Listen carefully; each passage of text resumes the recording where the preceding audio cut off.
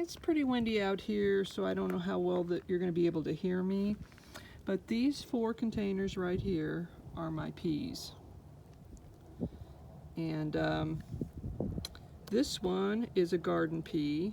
It's called Little Marvel, and I brought the seeds from my garden at the house.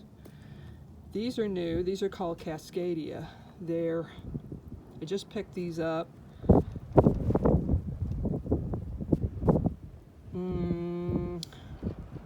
I was trying to find a pea that didn't grow real tall, so all these stay under 3 feet, 2 to 3 feet, and that way I can fit them in the van. They won't get any taller than these posts here. Anyway, this is a sugar snap pea, but you can also be eaten as a snow pea. This is another pea from my garden, a garden pea. It's seeds from my garden. It's a Lincoln, and both the Little Marvel and the Lincoln are really good. I just eat them straight out of the garden, just pop them right out of their pods. They're so delicious, and stuff at the store doesn't even come close to tasting as good as these. And this last one is also new. It's called Sugar Daddy, and it also is a sugar snap pea.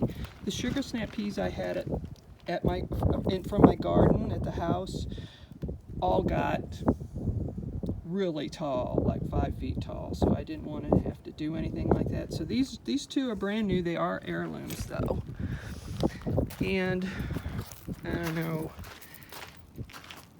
Here's the greens. I'll tell you about those when I get inside the van. So there's some greens there.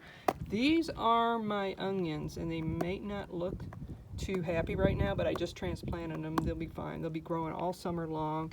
These get humongous. They're called Ishikara, and they're green onions. They don't bulb up, and these are fantastic, and they're really perking up from the transplant, so they'll do great. Here's some greens, some spinach and stuff. Don't know whether this is ever going to make it, and this is various stuff here. Like I said, I will tell you about these in the when I get in the van here. But the main thing are these peas here, and I'm quite happy how they are turning out. So let's get in the van where there's less wind. Okay, so this is my little greenhouse setup I have. I just lifted the light here because I usually have it farther down, but I wanted you to be able to see. Yeah, I started these all from seed. I just checked on March 14th. And I did have a heat mat under these to get them going, but now that they're all up, I took it off. But here's what I have going so far. And let me tell you about them. So yeah, it's been a little over 2.5 weeks. And two of these little tomato plants, no, I think 3 of them are bush steak. Like I told you before, these are not heirlooms. They're hybrids, but these supposedly get fairly large tomatoes on them. And then I have something called baby boomers, these 2, that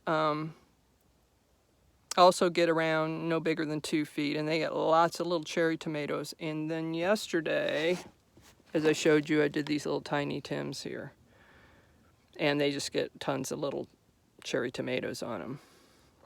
This one over in this corner is actually a full-size tomato plant, will be. It's called the Missouri Pink Love Apple. And I went ahead and started it from seed. I don't know whether I'll go through with it or not, but they have really tasty tomatoes. But the main thing is I recall they didn't have really big plants. So we'll see. We'll see how that goes. I might keep it, I might not. It's all according to how much room I end up having in the van. And these are my beloved shishito peppers right here. There should be, last I counted, 9 of them. And these are the ones that need a heat mat to come out. I love these things. I had them up in the mountains with me last year, and I just absolutely love them. I like frying them up in a pan and just munching on them for snacks. And these are bananas. Don't know whether I'll go through with it. The kabaki never came up. No big deal. I don't want to overcrowd the van with plants. So as long as I have my shishitos and some tomatoes, I'll be fine. And I won't be keeping all these tomato plants because there's no way I can grow, even if they're under 2 feet, that many tomato plants. I'll probably do a couple tiny Tims and one each of the other 2 tomato plants. We'll see. We'll see how, like I said, I was all according to the room I have. Now, what I was talking about, so I have just an LED light I got at Walmart here. I'd give everything I had away. Thank goodness I kept my heating pad and things like that. But I had kept all this stuff.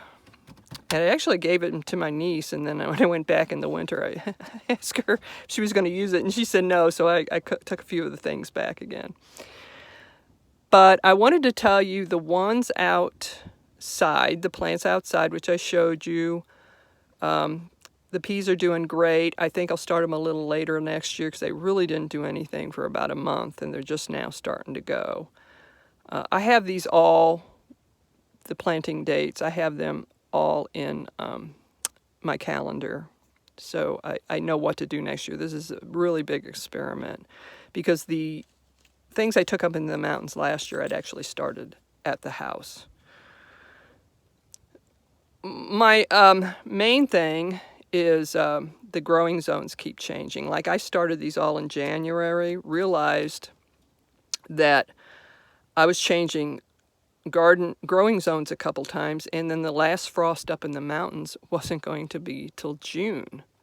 Well, I started these in January, couldn't carry them around in the van for 6 months. So I decided to just ditch them, and I started these, like I said, March 14th. So it should time out better. And if I get up to the mountains and they have a frost date or something, frost expected, I can just throw them in the van. But otherwise, I'm hardening these off right now. I'm not even messing with it. As soon as, not the peppers yet, but the tomatoes, I'm going to start hardening these out and set them out every day. Normally I wait till they're much bigger, but I've already started with these tomatoes. Just an hour every day, getting a little wind to make their stems thicker, make them sturdier plants. And I'll slowly do the process with the 2 tiny Tims I did yesterday. The peppers, I'm waiting on till all of them get their true leaves. Some of them have just their baby leaves, but some are getting true leaves on them. Those are the second set of leaves.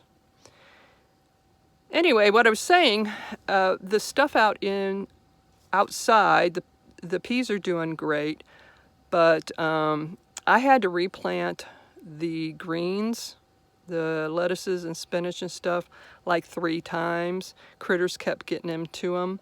So I've gotten to where I just put a net over them at night. Actually, it was just in a couple places. They just devastated my greens. Funny they didn't mess with the peas, but I'm glad they didn't. But they just tore my greens apart, and so I kept having to reseed. That's why there's not much of them. I finally just, at one point, I threw some more seed down. I go, no more. But I do cover them over with nets every night, so that's something. But that is my little garden here. I will lower the light on this before I leave. Actually, I'm going to set some of these out, even though it's really windy, and let them get an hour or 2 of sun. And then I'll put them back in here where it's nice and cozy and they can be spoiled rotten. Well, that's about it for the garden for now. I have a container over behind me that has the topsoil. I bought some bone meal and some liquid fertilizer that's quick release. Kind of giving like a little shot of caffeine every once in a while just to get them going, because the other fertilizer you saw me put on the tiny Tims are slow release, which is good. It feeds the soil. That is it for the garden for now. Hopefully I can get outside and talk to you when the wind is not quite as crazy. The next place I go to, I'm going to be surrounded by rocks, cliffs and rocks. So it should cut down on that wind quite a bit, and maybe I can do more outdoor videos for you. Anyway, I'm going to let you go. You guys take care. and I'll talk to you again soon. Bye-bye.